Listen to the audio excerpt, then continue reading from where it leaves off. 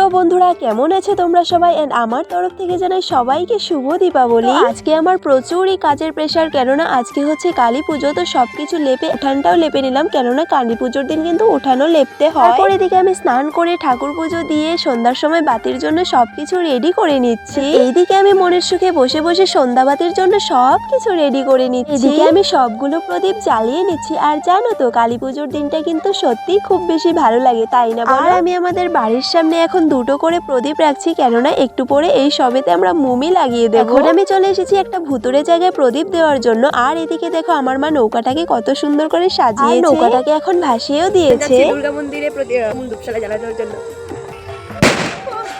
এদিকে একটা বম ফাটানো হয়েছে, যেটাতে আমি প্রচুরই ভয় পেয়ে গেছি। আসলে আমি বম ফাটাতে খুব বেশি ভয় পাই। এরকম করেই কেটে গেল এই বছরের কালী পুজোর দিনটা। আজকের মতো এখানেই।